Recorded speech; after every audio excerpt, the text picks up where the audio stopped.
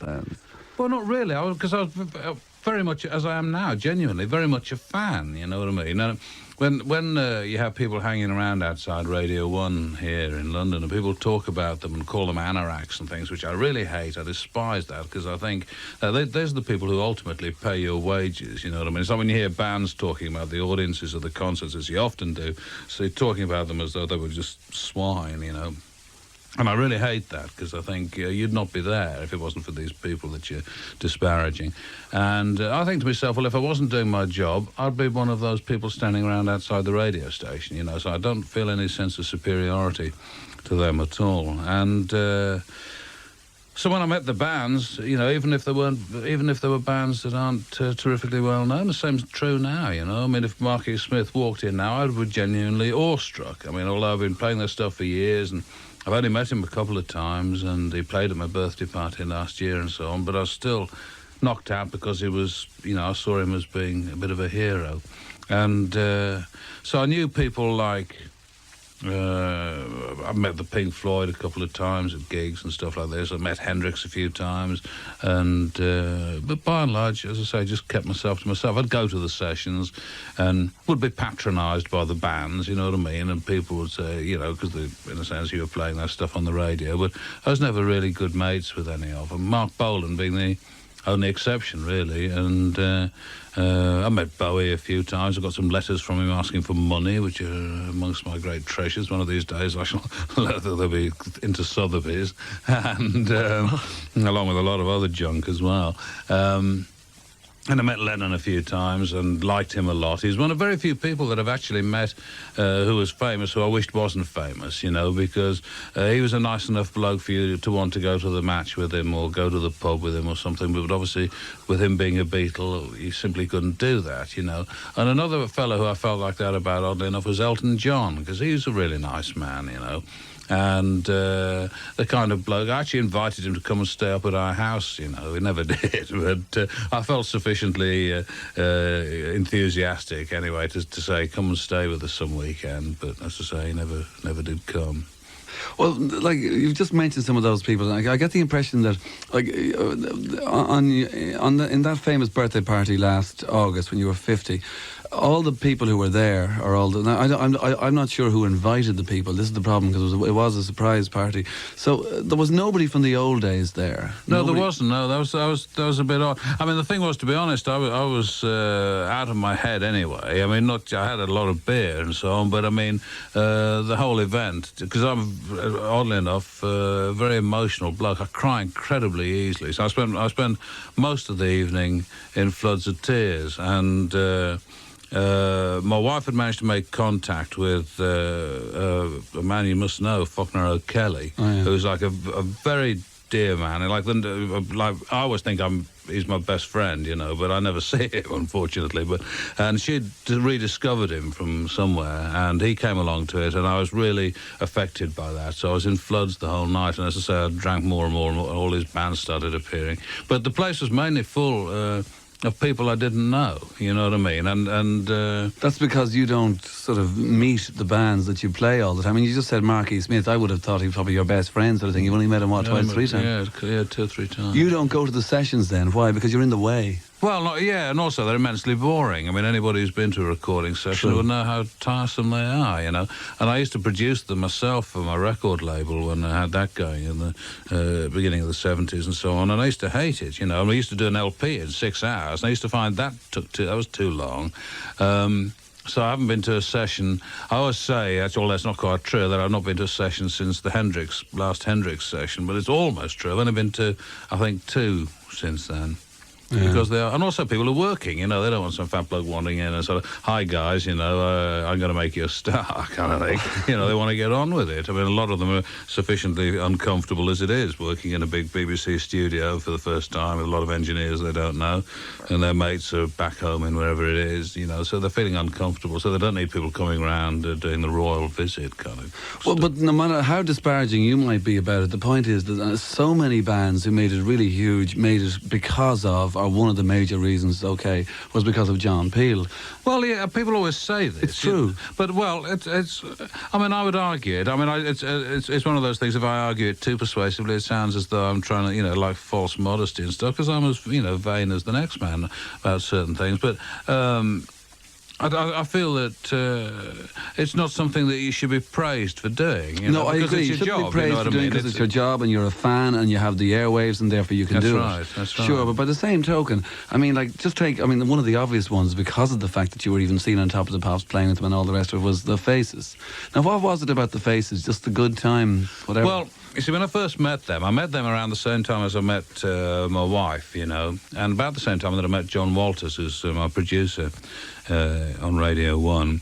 And they were all very, very different people to me. I mean, I was I didn't drink, I was very, very quiet. I mean, I'm fairly quiet now, but I was much quieter then, and just sat around thinking beautiful, rather half-baked post-hippie thoughts, And I met them backstage at Newcastle City Hall. I was introducing the concert, and I was sitting in a typical me fashion in a phone box backstage because I hadn't got a dressing room. And so I was sitting in this phone box. And they came in, hello, John, how's it going, mate? Blimey, come on, let's go and have a drink, you miserable old sod, let's go and stuff. And I thought, oh dear, what terribly rowdy people these are. And then I thought to myself, well, that may be so, but they're actually having a much better time than I am, And as I say, around the same time, I met my wife, who's Yorkshire Irish, with a name like Gilhooly. I mean, wonderful. Anyway, and her family were, like 3 generations of them been in Yorkshire and so on. And she was like an 8 pints a night gal, and she was at Teachers Training College in London here. And I met her, and she was just so different, because I was surrounded all the time by sort of hippie models and actresses and so forth, and none of them acted and none of them modelled, and they were only there because they were only with me because I was going to buy a meal for them and so on. So I'd sit there and say really stupid things, and they'd say, wow, man, that's really beautiful, that's far out of sight, whatever it was they used to say. And I'd say stupid things to her, and she'd just say, hey, you're a daft bugger. Like this, and I used to think this is terribly disrespectful. But then after a while, it dawned on me that she was most likely right, and the others were wrong. So between them, the Faces and her and Walters, quite changed my life. So I thought, I will have a drink or two, and try and loosen up a bit. Speaking of crying, I remember reading once, I don't know where it was, years ago, something about the fact that when Mark Bolan finally got a hit, you pulled your car into the side of the road and you had yourself a quiet cry. No. That's a mixture of different stories. When Mark Bolan finally had a hit, he stopped being... Because, you know how it is yourself with your own friends, I mean, everybody has this experience. Your best friends, they've got sides to them that you don't like, you know what I mean? They've got a kind of dark side to them, which by and large they suppress most of the time. Now, I was always aware that Mark had this kind of hard, ambitious side to his nature, but most of the time, he was just a nice bloke. He and his first wife and Sheila and myself used to go off and do hippie things at the weekend, go to Glastonbury Tor and Stonehenge in the days when you didn't get battered by the police for going to Stonehenge. And so we used to go off and do all of this stuff, but he had this hard side to him. And then as soon as he became successful, that came to the top, and that was really the downfall of him, to be honest. He just kind of totally disappeared out of my life. It's one of those things I phoned up and say, and somebody else answers the phone and it's kind of, hello, can I have a word with Mark? And it's kind of hand over the phone. Look, Mark's really busy, man. Can he ring you back? And then I never heard from him again. I mean, it was as sudden as that. So, which was disappointing, but I mean, that happens. Those sort of things happen. And how did I get onto that? I've lost my train of thought completely. So have you. It doesn't matter. Well, okay, let's play a record. As any good DJ would say. You have some cheese and play a record. What are we playing? We're playing a record of The Honey Thieves. That's right. This is the session that we did.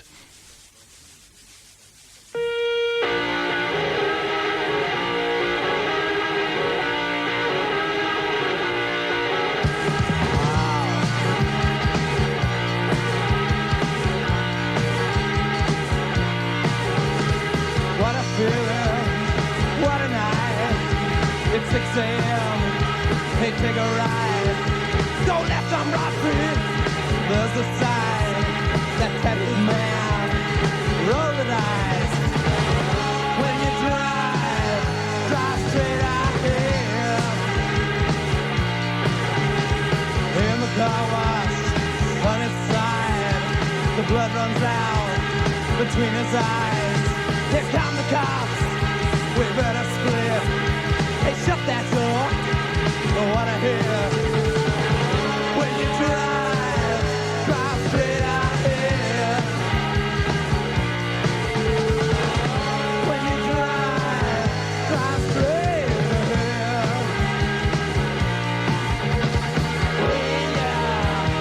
When you drive straight out here.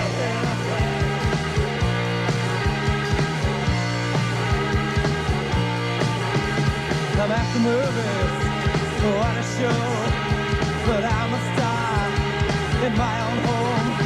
I smashed the bedroom, I hit my wife. Worked in a warehouse, what a life. When you drive straight out here. Yeah, straight out here.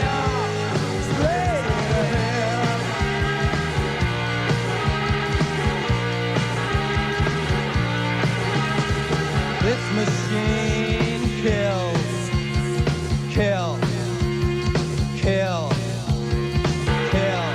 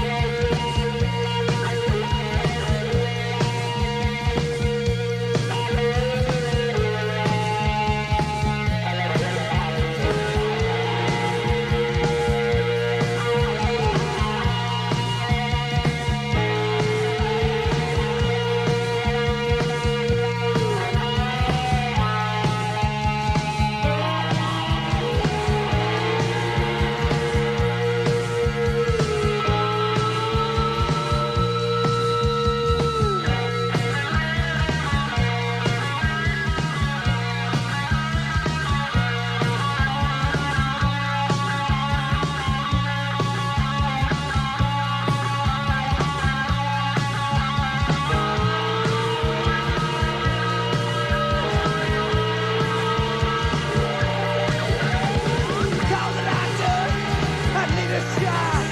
I need somebody, it's gotta stop.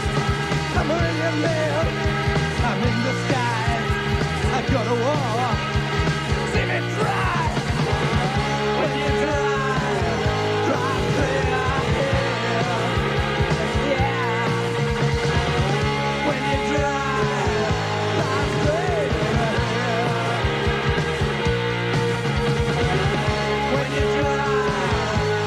straight out here. When you drive straight out here. When you drive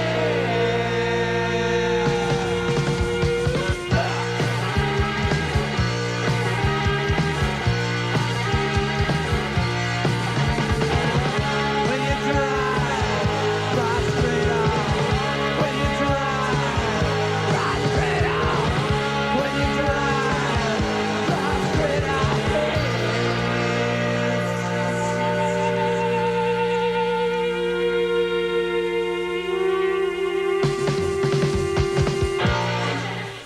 Oh yeah, the Honey Thieves is the name of the band. That's a session from one of the programs that we do in RT Radio 2 or 2FM as it is these days, John. What about you with the sessions? I mean, your sessions are famous for the last, 25 years, 23 There've been some years. really duff ones, I I'm should say. sure that. there've been some pretty tough ones, all right. But as regards choosing the sessions, as regards the bands, I mean, how many demos would you get sent to you all the time, and what happens? Well, I suppose I get about, on average, somewhere between 15 and 20 a day, something like that. And do you listen? I do, but the trouble is that, you see, what happens, I mean, this evening, when I was over in the office earlier on, and people phone up all the time. You pick up the phone, hello, have you heard our tape yet? What's the name of the band? You tell them the name. And you can't remember the names of all the bands. If you're trying to remember 20 names a day, trying to remember other stuff as well. So, that, and I think they say that from the age of 19 onwards, your brain cells start dying at the rate of however many millions it is a day. So I'm ahead of schedule a bit on this, as the excuse I always use. But the thing is that most of the time I listen to them in the car, right? So I shall die. I know I shall die listening to demo tapes. I shall die for the demo tapes because I shall be driving along, trying to read by the light of somebody there's a headlight behind me and the name of the band, and I'll plough into a stationary lorry, and that'll be all over. You know, it'll be a rock and roll death, but I should have done it 30 years ago if it was going to be really glamorous. But the problem is now, I mean, but 10 years ago, you'd get 10 tapes, something like this, and you could be sure that 3 or 4 of them anyway would be good, you know, and there'd be bands that you wanted to book, there'd be funny ideas and so on. And a lot of those, like Altered Images, I can remember where I adored Altered Images. I have to admit that I would have done anything for Claire Grogan. I was totally infatuated with her, but I liked the band as well, you know. And I can remember the precise spot on the road where I was turning and everything when I first listened to them. And I thought, this is terrific stuff. And that sort of thing used to happen all the time, you know, get a lot of really good tapes. Whereas now, you get a lot of competent tapes, you know. You don't get so many that are just mad and awful, which is a pity, really, because you can't look forward to those when you can call people in and say, listen to this mad fella. Where you used to get things like somebody doing a cappella Cliff Richard songs was one of my favourites. I used to get a lot of that. And you don't get those anymore. But it's just everybody, it's as though all football teams are in the second division, you know what I mean? There's no first division stuff and there's no Northern Premier League. It's all second division. So we've booked, I suppose, maybe 4 or 5 bands a year now from tapes. Oddly enough, we had a good week this week. We had a couple of bands that we've booked from tapes this week. And how else do you book if you don't book from tapes? From records, from seeing the bands live, although I don't get to see bands live very often these days.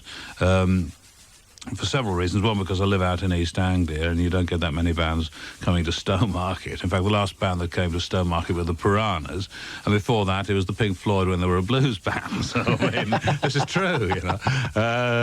There's not a lot goes on there. Although when my son's band gets going, they'll really take the place by storm, I don't doubt.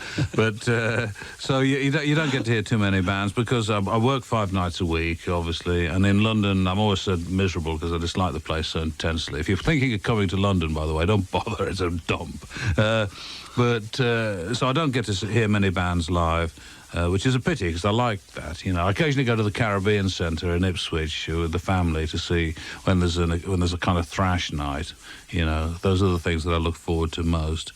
But a lot of the bands that I've really enjoyed on record over the past few years when they've toured over here, because there've been a lot of American bands like Mudhoney and Tad and Nirvana and all of those bands, and I've not seen any of them live.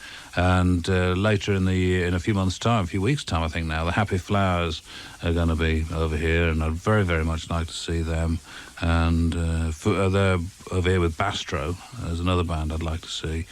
So it mainly comes from, like, records, really. Yeah, because, like, is it responsibility? I mean, whether you shun the responsibility or not, it's there. So is it responsibility with a capital R or a small R? And here's a perfect example. Some band from some small place somewhere in Britain sends in a tape, and they send a letter with it saying something along the lines of, if John Peel, if you will play this song maybe twice, the local shop will stock it because we have made our own singles. We will therefore get mentions here, we will therefore get a push there, and maybe we'll get onto a major record company here. And our lives, our futures in music will be more assured, or will have a better chance because of you playing them. In other words, there is a responsibility there. You might say, whoops, I hate this, throw it in the dumper, and that's there. Yeah. Yes, I'm very, very, very conscious of that because, as I say, I'm a soft-hearted old fella, really, and I always think to myself, and especially when you got children, you know, I start to see like them being my children in a way, you know. So I can imagine Williams sending tapes off to somebody and having them just thrown to one side with the kind of, this is a load of muck, you know. So I would like. I mean, you probably have the same problem. People who listen to your programme probably imagine that there's a staff of dozens of people waiting behind you. People will write letters to me. They'll say, John Peel or one of his researchers. And I write back to them and say, listen, you know, the only researcher I've got is John Peel, you know. There isn't anybody else. And it's just impossible to write 20 letters a day, you know, to people saying, well, the third track I thought was the best, the bass was a bit out of tune, you know, but perhaps that kind of stuff. You simply can't do that, you know. I mean, there just isn't the time. And as I say, if I had a staff of people, then I could do that, you know, and I would like to do that, and I feel very bad about it. And the situation that you describe occurs weekly, if not daily, where people say, this record, you know, we've had 800 of them pressed. They're under the drummer's bed, you know, and they're going to stay there unless you play it. Yeah. And if you play it, he'll be able to get his motorbike back. But if you know, that kind of stuff, and it's all small stuff like that. But you know that it's people's lives that are tied up in it, and you have to not take that into account. You know, I mean, perhaps I do without knowing it, but I try to just pick the stuff that I think is good. Because, see, I also do a local radio programme on a Sunday night up in Cambridge, which covers Cambridgeshire and Bedfordshire and Essex and Northampton and Norfolk, so the kind of East Anglia, roughly. And when I took the programme over, it was devoted entirely to local bands, you know. But this meant local bands that were bad as well as local bands that were good. And that seemed to me to be counterproductive, you know, because when I took the programme over, a lot of bands were very angry because they'd been playing at the same pub in Cambridge for 8 years and they weren't getting their tapes played on the radio anymore. But it seemed to me that if they were playing in the same pub in Cambridge for 8 years, it's because they hadn't done anything interesting in 8 years, you know, so I didn't think there was any percentage in giving them airtime. So I didn't. And it's the same with bands that aren't any good, you know, because you're not helping them at all, really, by being, it's patronising, you know, to say, well, I'll give you one outing just for the sake of it, because you seem like nice lads. You're not really doing them any favours at all. So there has to be somebody. I mean, I wish there were more people doing it. It's not my fault that there aren't. You know, there are whole areas of music that aren't covered on the radio in Britain at all. And I think that's a pity. There's not enough... I mean, there are all the bands like The Mission and stuff like that, you know, who are very, very popular, and their stuff simply doesn't get played on the radio, and I think it should. But I don't say this too loudly because they'll say, well, we'll take one of your programmes off your fatso and have a Mission night instead, you know. It is a problem, but as I say, I just have to stick with playing the things that I think actually do have some discernible merit. Okay, well, just one thing there you mentioned about the sessions. You don't think you've been to more than 2, say, in the last 10 years or whatever. You did say you met Jimi Hendrix. Now, if you met him at one of your sessions, what made you go? I mean, Jimi Hendrix was huge while he was alive, and obviously when you die, especially the way you die in terms of rock and roll death in the early 70s, you're going to be huger for the next 20 years. That's right, yeah. So what made you go to see Jimi Hendrix in 68 or 67 or whenever it was he did a session for you? Well, because I wanted to, because he was a famous person. I quite like famous He was famous people. at the time. Yeah, so I'm always quite interested by famous people, you know, because... I'm just interested in what happens to people when they're famous. Like somebody like Terry Wogan, you know. I mean, there's a person that everybody knows. And when he was on the radio, I thought he was a brilliant radio man, absolutely brilliant. I mean, one of the 4 or 5 radio people that I can really listen to. It doesn't matter what they do, you know. And there are other people like Humphrey Lyttelton, who does the jazz programs, and obviously a jazz musician himself. His programs, I can listen to anything he does. I don't necessarily like the music, but I like him. And I used to listen to cricket for John Arlott and stuff. I'm not interested in cricket, really, you know, but I used to listen to it for him. So I used to listen to Terry Wogan, and I used to think he was brilliant on the radio. Now, I don't blame him for going off into television, because he was offered, whatever, sort of like £250,000 or something like this, you know, and his own car park, and God alone knows what else, you know, all kinds of stuff. And I don't blame him for doing it. I mean, I'd like to be offered that kind of thing myself. But, of course, it does do you terrible harm, you know, because, I mean, I used to have breakfast with him quite often, and he's obviously very funny man, very political, very quick. And the last time I saw him, he seemed to be... you know, like instant Terry Wogan, you know what I mean? It didn't seem like the real thing anymore. It was, when I had to interview him for something about the Eurovision Song Contest, and he just sat there and he was very glum, sitting in his dressing room, and he was very down, and I felt really so. I wanted to put my arm around him and say, come on, Terry, you know, you can get out of all this and go off and do something that's worthwhile, you know. But then as soon as I switched on the microphone and started talking, he became kind of all lovable old Terry again. But he just talked a load of codswallop. In fact, the interview, we just threw it away because there was nothing in it at all of any substance. And so I think that's a melancholy thing, you know. So quite often when bands come to you and you think this is a band that's going to go on to become well-known, going to become famous, you're actually a bit fearful for them, you know, because you think you've observed how destructive fame can be. You know, so that's something that you have to bear. Well, you can't really afford to bear it in mind too much, because otherwise you'd do nothing. But when you get somebody like Malcolm Owen from the Ruts, you know, because I remember seeing the Ruts playing at a pub in London and thinking how good they were, you know, at the time, and thinking how good he was in particular, because I'd like to have been him. He was like sort of strong, dark head looking. There was a little fat, balding bloke at the back, you know, thinking, God, I'd like to be you. And then a couple of years later, he's dead, you know. That's right. And I'd played their first single a lot, which was on People Unite record, Misty and Roots label. And I played it a bit, and somebody from Virgin had heard it, and they'd gone to see the band and liked them and signed them up, and they became relatively successful. And as I say, Malcolm got into heroin, and I saw him about a week before he died, and it was as pitiful a thing as I've ever seen in my life, you know. And you think, well, if I hadn't played that first record of his, would he still be like working on a building site or something and be broke but alive, you know? But I mean, how do you know? You know, you can't really think in those terms, I suppose, otherwise you'd drive yourself mad. Yeah, all right. We're going to play a song. Well, what are we going to play? I can't even remember. This is by Helmet. This is one of the records that I brought along with me. I'll tell you all about it if you like. Okay, tell me all about it. No, it's just one of those records. I've got lots of mates. I mean, most of the people that I know in London anyway are people who like records like I do, you know, and I'm never going to come to terms with a compact disc, although I do play them.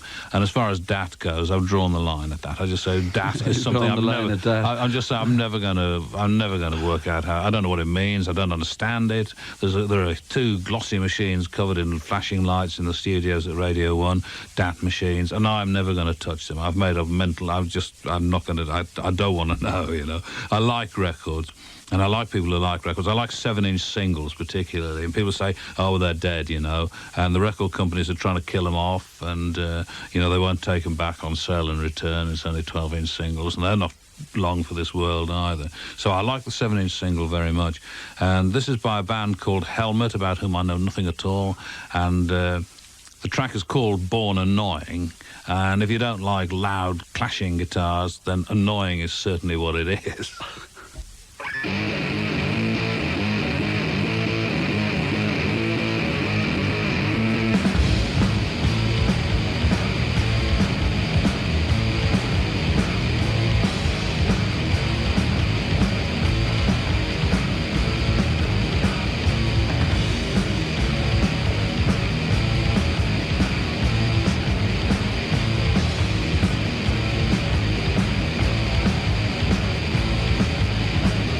I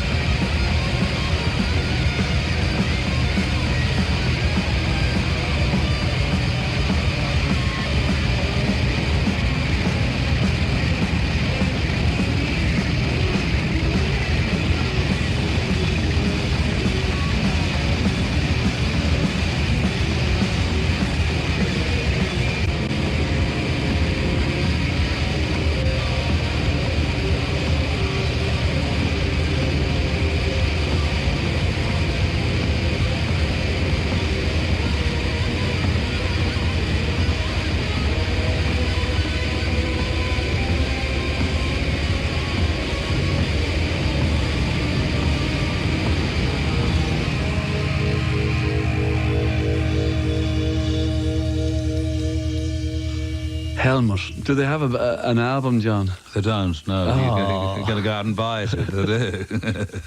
No, as far as I know, they don't. Just that single. What's that called? Born Annoying. Born Annoying. Yeah, which is, I would like that to be, perhaps even my epitaph, or whatever. Is that what they write on your gravestone? Right. I'd quite like that to be on my gravestone. Born Annoying. I think that would be pretty good. Died annoying. John, the biggest and most important thing in terms of, say, the last 20 years was the sudden transition, the famous 76 of goodbye long hairs, hello 2-minute songs, goodbye 12-minute songs. Why did you do it? In that you were the first, and like the music papers followed. Well, just purely and simply because I liked it, and it's really, when I look back on it now, it's rather like the old thing about banging your head against the wall, and not realising how good it is until you stop, until you stop doing it or whatever. I've got that wrong, you know what I mean? And it was I hadn't realised how bored I'd become with the kind of music that I was playing in the mid-1970s, because there wasn't much of it, in a sense, because what used to happen was there'll be a new Zepp LP in November. You think, wow, that's something to look forward to. In the meantime, there were no new bands at all, and the only new bands that you ever heard were bands, but some previously famous and successful band had broken up, and the bass player had gone off and formed a new group, and they'd put out a record just because he was the former bass player with a previously successful group, and they'd always been muck, because You didn't like Woody Woodmansey's U-Boat? Not a lot, no, not as I can recall, no. I may have written flattering sleeve notes for one of their LPs. That's another one of those things I wish I'd never done. I got some really, whenever I see them in second-hand shops, I try to buy them, because I say, I don't want anybody else reading this muck. But there just wasn't much going on, And then what happened was that Virgin Records at Marble Arch used to let me take, or the manager used to let me take records out on approval, And if I didn't like them, I brought them back. And if I liked them, I paid him for them and kept them. And one evening I was in there and I found this LP by the Ramones. And they just looked so terrific, because they looked so completely different to anybody else. They just looked awful, Thank God they're in America. And I took it back, and it was, as you know, all short songs at immense tempo. And I played 5 or 6 of them, I seem to remember, that night. And immediately, people phoning up, letters pouring in, don't ever do this again. Well, that's one of those things which always inflames me, I always, whenever people say, don't do this, like people now write in and say, stop playing all this dance stuff, it's boring and repetitive and so on, And I used to get a lot of racist mail from people saying, stop playing reggae, so I tend to have the opposite reaction. I think there must be something here that's, to be upsetting people that much. So I played more of the Ramones, then I heard the Damned and the Sex Pistols and so on. I never saw the Sex Pistols live, although I drove up to Derby for one of the famous gigs that never happened.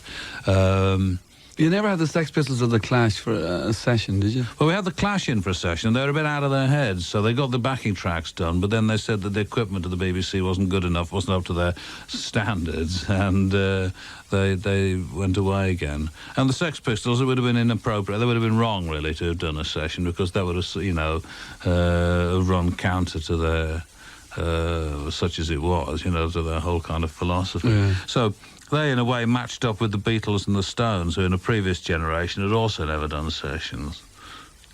But those that did do sessions, even in those days, what about someone like Jethro Tull, or did Pink Floyd do many sessions? The Pink Floyd did several, yes, they did, yes.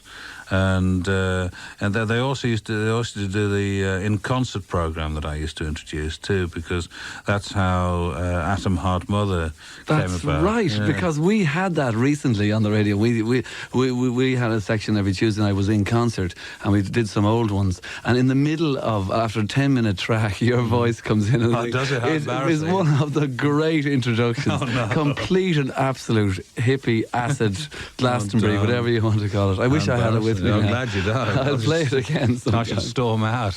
We're going to play something here now, which is Romanian. Right, yeah, that's right. I mean, since I used to get because I do these programs that are heard in Europe as well, and around the world, in fact, for the BBC World Service, and also stuff for radios. Are you in a hurry? No, go ahead. For radio stations in Germany and Austria, also, and Finland, actually. And so you get, a lot of mail from from Eastern Europe. I've always had a fair amount. A lot of it's had to be people mainly in East Germany would have to go down to holiday, or send, if somebody went on holiday to Poland or somewhere that's a bit more liberal, they could send the letters out. And a lot of these letters, as you can imagine, are very affecting indeed. And when the wall came down, I got a piece of the Berlin Wall last week from a lad who's an East German soldier guarding what's left of the wall, and he said, I've been listening to your programme, he said, I've always wanted to write to you, and he said, now I can, and here's a bit of the wall. Great. And stuff like that, that's very affecting, that sort of thing.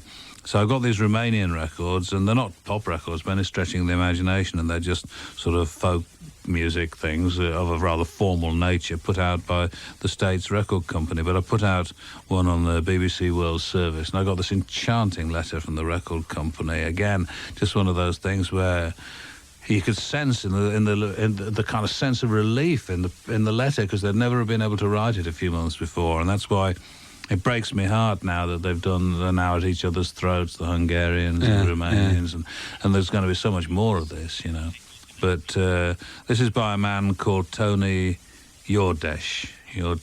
I'm not quite sure how you pronounce it. Iordache. I don't think anybody's going to argue with you.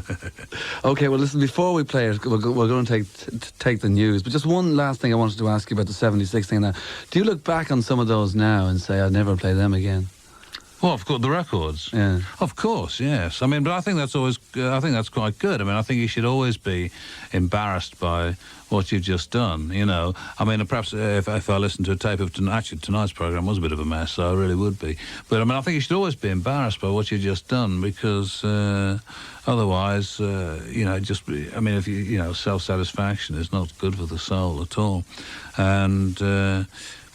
So yes, a lot of the records that I used to play records by James Taylor. Can you believe that? Okay, let's just go for an ad break, and then we'll have the Romanian music directly after the news. Temperatures from 5 to... In London, Dave Fanning still till 1 o'clock, just past the midnight news, with John Peel here at the BBC.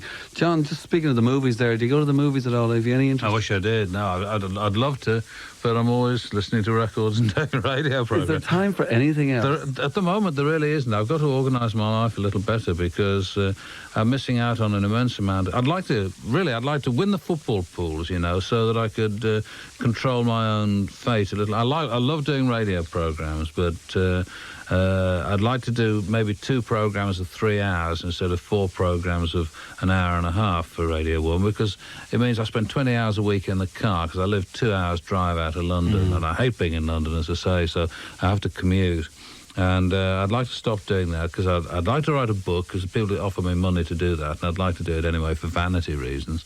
But then I'd like to read as well, because I went to private schools and so on, and the opportunity was there for a considerable education, and I was just too dozy to pick up on it, and I really regret that. And the older I get, the more appalled I become by my own ignorance, so I'd like to go into English literature as well. I'd like to spend the rest of my life studying something that had absolutely no practical application at all, that could not be turned to financial gain under any circumstances. I'd like to have the leisure just to learn more. I'd like to spend the rest of my life stuffing my head with facts. Well, John, in 90 minutes of conversation, you haven't mentioned one other thing, which, like you say, it's music, and records and demo tapes and whatever, even while you're driving all the time. But what about, for instance, you're only 50, your major ambition is to play for Liverpool. Could that still happen? What about the football? Well, I always say that I could probably still get a game with 1 or 2 of the London clubs, but I don't think... But no, not for Liverpool, alas, no. That was my big ambition as a boy, though, when I was about 15. And bearing in mind that mine was a, very bourgeois background and so on, it was an unhealthy ambition then. But if somebody had said to me when I was 15 that you could play for Liverpool, but you got to die when you were 30, I think I'd have taken that. I don't see them as much, because my wife and I were in the Hazel Stadium, and were very frightened and horrified and so on, and frightened of crowds for a long time after. We took the children to see Madonna at Wembley a year or 2 after, and we were both scared out of our wits by the whole thing, just by the crowds and so on. But I've overcome that now, I think. But, I still... Yes, it's still the other big thing in my life. Was there when you go to the Madonna crowd, obviously, they're a good-natured crowd in many ways, but Was there a difference between a Madonna crowd, say, in 1986, 87 than there was in the Peace, Love and Brown Rice crowds of 1968? Well, the thing is that, in fact, they're not necessarily all that benevolent, because, for example, if you're in a place like Ipswich, which is near where I live, as I mentioned earlier, I go to the Caribbean Centre there, which is obviously, as the name implies, is run by the local Caribbean community or the local West Indian community, and the gigs I go to tend to be hardcore thrash gigs, and the people who go to them look to the average passerby most disconcerting. I mean, a lot of them look as though they've been dug up. You know what I mean? They don't look wholesome people by any stretching of the imagination, and yet you can go there. And of course, there's no dress code. I mean, so the only dress code is, dressed like a pile of leaf mould. I mean, you don't go along in smart clothes. But there's never any trouble. A few people get very drunk and fall flat on their faces, but there's never any fighting, and there's never any sense that there's about to be an eruption of some sort. Whereas if you go to, I don't know, there's probably a disco. I better be careful what I say in case there is a place called Tiffany's in Ipswich. But assuming that every place has something that's called Tiffany's or some such name. If there is such a place where there's a dress code, sort of say you can't come here in jeans and stuff like this, and you get all these smartly dressed, and you get a much better chance of getting your head kicked in a place like that. Hitman and her type places. Yeah, those are the places where you get a good whacking, I think. Well, does that mean now with kids, especially if you go along to a football match or something, that you despair for sort of British soccer in terms of it's mad fringe?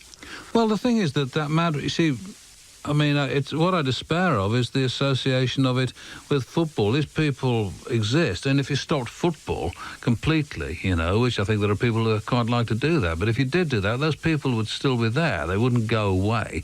They'd latch on to something else. But there are those who would say they wouldn't. Oh, yeah, well, would they latch on to something else? Well, they'd have to, because, they've got to find some outlet for these peculiar instincts of theirs. And they try all of this stuff. It was demonstrated this week, They had the all-seater final at Wembley between Middlesbrough and Chelsea in something like the Acme non-stick frying pan cup or something, some ludicrous, I forget even what it was now, but they have all these ludicrous competitions now to try and fill up the calendar a little bit, and they had scrapping at that, so that means another one of those theories, all-seater stadiums mean an end to football hooliganism. Anybody who's ever been to a football match knows that's not true, but of course the government don't go to football matches, and they're just hopelessly out of touch on that, as they are, in my view, as they are on almost every other matter too. But so at least they had to abandon the identity card thing, because that would have been just quite farcical. Yeah. Quite clearly, anybody anybody who had ever been to a football match again would know that the ID card thing simply wasn't on. So I don't know what the answer is, and I'm frightened of them because they're not, as people always assume, people who are sort of doing cartoons for the allegedly funny newspapers, always do pictures of like skinheads and things and big Doc Martens and so on. But they're not the people who cause the real problems. They may have getting a bit of a scrap and stuff, but it's the people who go along who are smartly dressed, the people who go along there all organised and ready to really hurt people, and there's a lot of those out there. But why are they there, and what makes them like that? That's what we've got to find out. Trying to stop, trying to blame football for it and punish football for that is quite mad, really. It's like punishing a hospital for having ill people in it. You know what I mean? It's just, but it is. It's utterly illogical. But it's the way the people in authority think. Yeah. All right, well, let's have something more calming then. Music from Romania, maybe? Could we press a bit? Let's go. Sure, that's the right speed, yeah?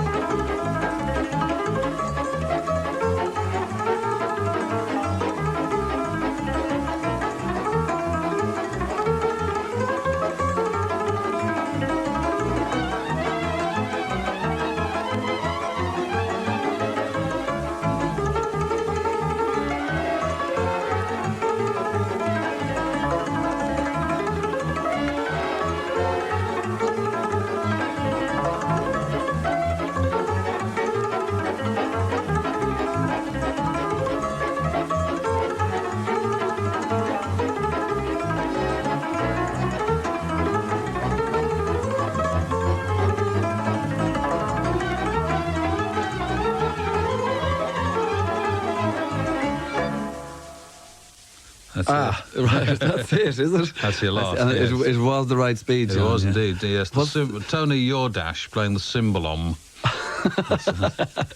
I knew that all along. I know you did. Yes. It's just covering for you while you got your headphones on. Always the professional. All right, so John, where, like, the corny one, the last question, whatever, where do you go from here? What's happening? Just John Peel continues to reign on Yes, the I'm a man airwaves. entirely without ambition. As I can't remember what I said to you when the mic was open and what I said when it was, when there was a record playing, but I'm a man entirely without ambition. I don't want to do TV. People assume, which I think is a very, very sad thing. I mean, I still see radio as being the senior service in a way, although economically, quite clearly, this is not the case. But there are far too many people, I mean, everybody in television and far too many people in radio assume you only do radio because you're not good enough to be on the TV. Now, I know I've been on the TV a few times and I'm not very good at it, but I really have no ambitions in that direction at all. I actually decided a couple of years ago that I wasn't going to do any more of it because, one, because I wasn't very good at it, two, because you have no self, as you said yourself, you have no control over it at all, you know. Nothing is really spontaneous. You're a cog on a wheel. Very much so. And also I found the kind of the slightly ludicrous notoriety that attached itself to being on the TV genuinely embarrassing. Well, people would come up to you and they'd say things like, "Are you who we think you are?" Now, how do you answer that? So I used to say, "Tommy Cooper, dear? No, he's dead." Like that. And then they had to give you that extra 3 or 4 feet where you could get away from them. But I took the children to the stock car racing in Ipswich, because that's the thing that we like a lot, a couple of years ago. And this bloke came up, and he'd been drinking, but he's perfectly amiable, and he said, "Are you the bloke off the TV?" And I thought to myself, under no circumstances do I want to be thought of ever as the bloke off the TV. Well, they don't know what you do, they don't know what you think, but they know they're seeing you on the TV, and that's enough for them. And I thought, well, it's not enough for me, you know. So in a way, it was a kind of vanity. But I thought, I was sitting there, and I thought, well, really, no, I'm not the bloke off the TV. I'm their dad. That's who I am, you know. So I thought, right, I won't do any more of that. And then I discovered that there's a certain very perverse pleasure to be derived from saying no to TV people, because they do think that everybody is desperate to be on television. They'll do anything for it, and a lot of people will. And I've had a few phone calls from people since then saying, you know, will you be on our programme? And I said, when I stopped laughing, I said, no, you know, I don't want to do it. And they think you want one of two things, either money or flattery, or possibly both. And I say, no, look, it's not a question of money, and there's no point in telling me that I'd be absolutely perfect for it, because I know I wouldn't be. But I don't want to do it. And people become incandescent with fury when you tell them you don't want to be on their programmes. So, as I say, there's a certain amount of pleasure to be derived from that. But apart from that, as far as my ambitions go, I do radio programmes, as I say, for other places, which I do in a little studio I've got at home. And I like doing those, and I would like to do more of those, actually. I just want to do radio programmes, love doing radio programmes, have no ambitions beyond that, apart from writing a book.